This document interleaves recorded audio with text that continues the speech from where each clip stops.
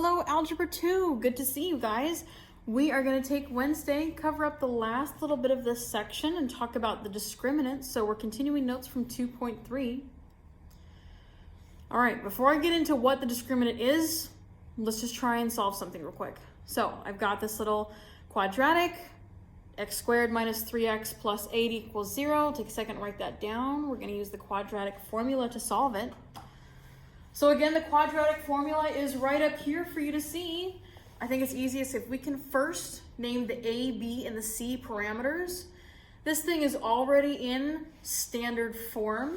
So I can find what my a, the b, and the c is. Again, the a is the coefficient, the number that goes with the x squared term. So since there isn't a number here, there isn't a number out front, we're just going to say that a is equal to 1.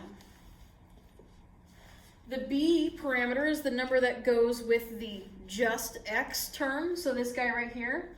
And I see that it is a negative 3. Again, I have to include that negative. And then the c is the constant, whatever's added onto the end. So the positive 8. If I start to use the quadratic formula here, let's see what we get. Again, x equals negative b, so negative 3 plus or minus the square root of b squared, so negative 3 squared, minus 4 times a times c, so minus 4 times 1 times a positive 8. All right, I'll extend that out. Divided by 2a. So divided by 2 times 1. I'm just going to write as 2, because 2 times 1 is just 2. Okay, let's try and simplify this and see what we get. So x equals that negative 3 is going to turn to a positive 3. So x equals positive 3 plus or minus the square root of 9 minus, okay, I've got 4 times 1, which is 4. 4 times 8 is 32, so minus 32 over 2. X equals 3 plus or minus square root of negative 23 over 2. Sorry, it's getting a little scrunched up here. I'll move that. So x equals 3 plus or minus square root of negative 23 over 2. I'm taking the square root of a negative number. That means that it is imaginary, right? Again, we can't have the square root of a negative number, so we just call it I, an imaginary number. So x equals 3 plus or minus I times the square root of 23 over 2. It's kind of weird. Why did we come up with an imaginary number? It's okay, sometimes quadratics have that, but again, we're going to try and make sense of that. So when you're using the quadratic formula, you may run into some imaginary numbers. Again, what is the quadratic formula asking us? It's basically asking, when is this quadratic function equal to 0? So I have graphed this quadratic function. I've graphed it on Desmos earlier. And we're looking for where this thing equals 0 for its output. So here is my y equals 0 line. It's right on the x-axis. All right, we're looking essentially where this thing crosses the x-axis, but it never crosses it, right? Here is my minimum. It's never crossing or touching the x-axis. It's never actually going to be here where y equals 0. So that's why we call it imaginary. All right? Again, it's never crossing the x-axis, so we're just going to call it an imaginary solution. Okay. Give me just a second.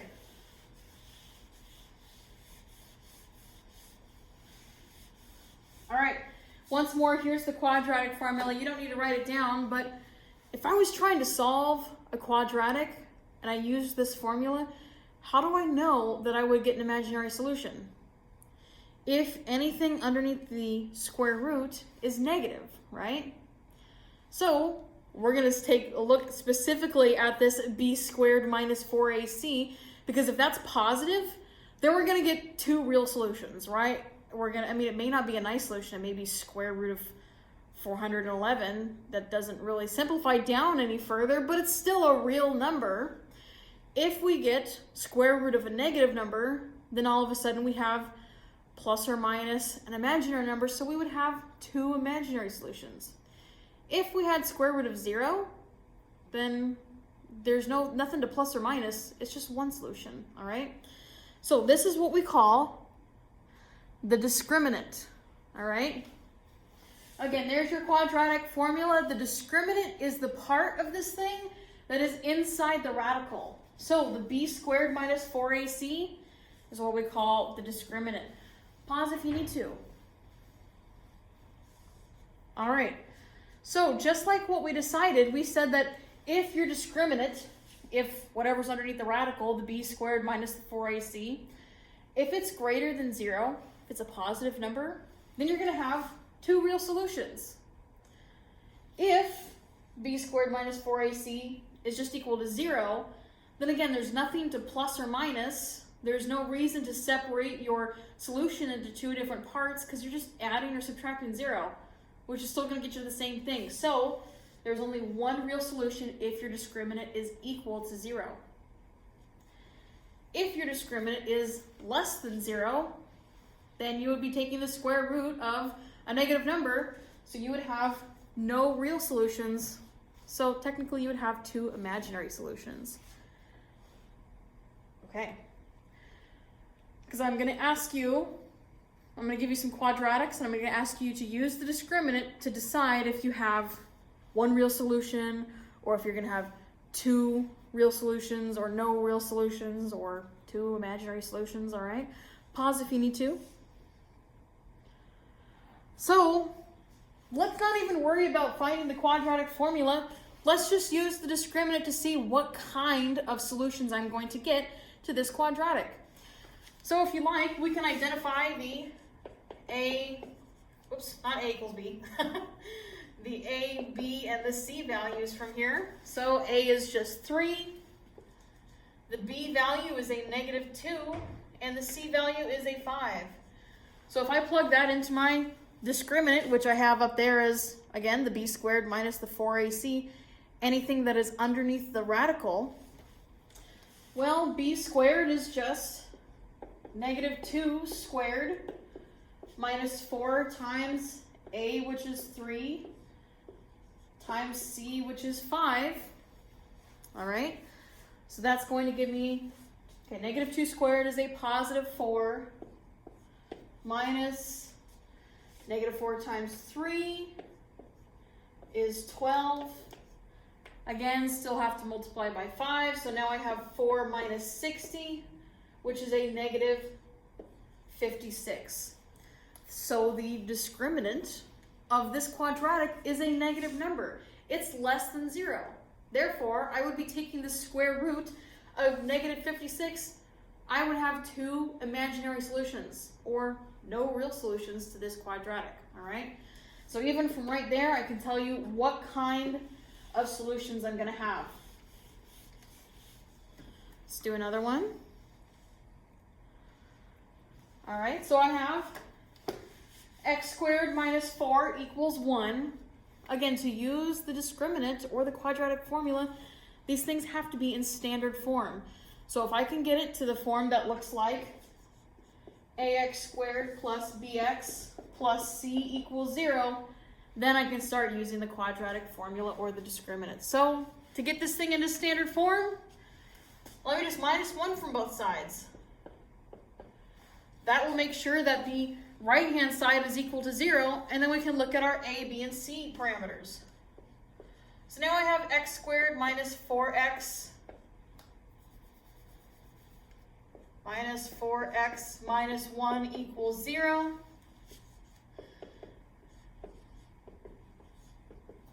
What is the a, b, and c? our A is just going to be a positive 1. There's nothing outside here, so it's just an invisible 1. The B is a negative 4. And the C, that last constant there, that doesn't have an X term attached to it, is just a negative 1. So let's plug it through the discriminant part here. B squared is going to be a negative 4 squared minus 4 times A is 1 and C is negative 1. All right, negative 4 squared is 16 minus 4 times, well, negative 4 times 1 is just a negative 4. I still have that negative 1 out here. Last step would be negative 4 times a negative 1 is going to be a positive 4. That's going to be 20. So if my discriminant is 20, that means I'm taking the square root of 20. 20 is greater than 0. It's a positive number. So I'm going to have 2 real solutions. No need to worry about negatives. No need to worry about taking the square root of 0. 2 real solutions here.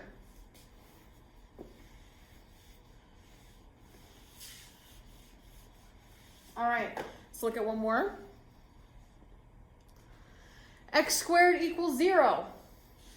This is a little bit different. It technically is already in standard form. So again, standard form is ax squared plus bx plus c equals 0. It's equal to 0. I have an x squared term, so I know that my a is just 1. My b, well, it's missing an x term. So we could just say 0, all right? And again, there is no constant. There's no constant that's being added to the end. So again, it's just 0. So if I wanted to write this so it looks more like that, standard form, I could say that it's x squared plus 0x plus 0 equals 0. Again, if you multiply anything by 0, it's just going to be 0. It's just going to disappear, right? So this thing simplified down is our original x squared equals 0. You've got your a, b, and your c parameters. Let's plug it through the discriminant because it's a weird equation. See what we get. Actually, it's not weird. It's our parent function, right? Just x squared. It's the regular parabola. It's our parent function. So b squared is 0 squared minus 4 times a is 1, c is 0. 0 squared is 0. Anything multiplied by 0 is just 0. 0 minus 0 is 0. So we have a discriminant that's equal to 0. Wow, can I say that 5 more times? If I take the square root of 0, it's just 0. So I'm not, again, adding, I'm not having anything that's going to be plus or minus, so I just have one real solution, okay? All right, and if you think about this, what does my parent function look like? If I had to graph this thing, your parabola looks like that, and it intersects the x-axis at the origin here, right? At 0, 0, that was where my minimum is.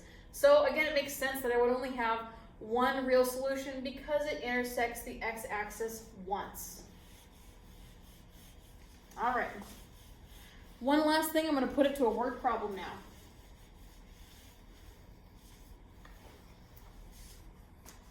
Okay, Carl wants to hang a rope swing from a 20-foot tall tree branch. He ties the weight to the end of the rope, tries to throw it over the branch. The motion of the weight can be modeled by that equation. So we're given that equation there. I'm just going to rewrite it real quick. H equals negative 16t squared plus 32t plus 5, where t is the time since he threw the weight and h is the height of the weight. So is this thing going to go over the tree branch? If we had to just draw a picture of what's happening on a graph, let's do that real quick.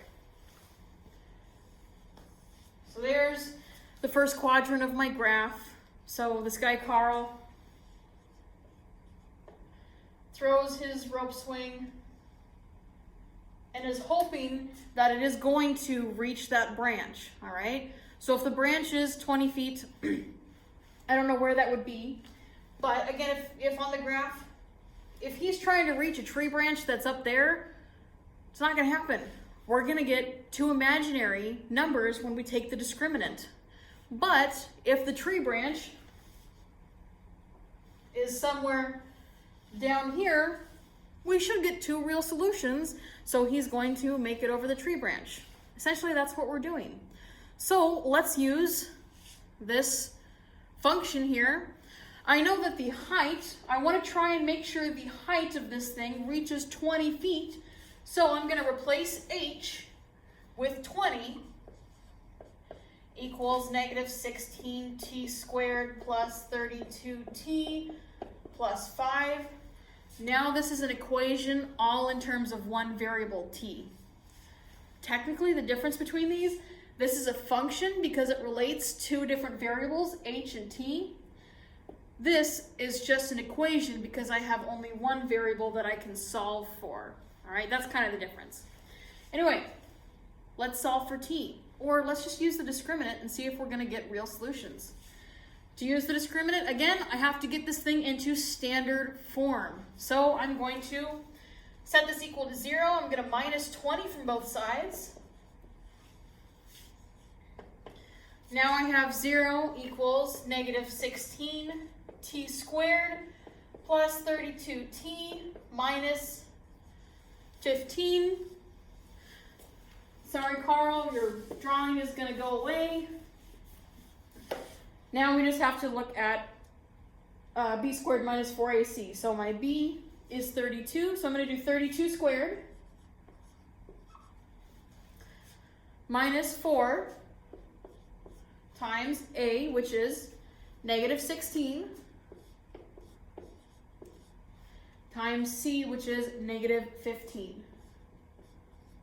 All right, so it looks crazy, but this is just a number. And Carl is got his fingers crossed and he's hoping that this is a positive number so that we have two real solutions and he'll make the tree branch, right? So 32 squared, I have that somewhere. It is 1,024 minus negative 4 times negative 16 is going to give you a positive 64 times negative 15. So now I have 1,024 plus 64 times negative 15. All right, if I multiply those two together, you're going to get a negative 960. So now I have this, subtracting once more, and I get 64. So, thank gosh, I ended up with a positive number. So, I could say that there's going to be two real solutions. If the solutions are real, he's probably going to make it over the tree branch because the solutions aren't negative, or they're not imaginary, excuse me. So we use the discriminant to decide. Woohoo, Carl made it. Okay. There is not going to be review for class today because we did talk about everything that I wanted to cover. You have these examples in your notebook. You can come to Blackman 107 if you need to check off notes. If you need questions, you need to figure out where the homework is, you want to go over things together, that works, all right? Otherwise, it's a short day, no review, just a little bit of notes, and now you can finish the rest of the homework that was assigned on Monday, okay? Thank you all, have a great day, goodbye. Again, no review at Blackman 107, but now you can finish the last part of homework if you haven't already, and also check off notes with me.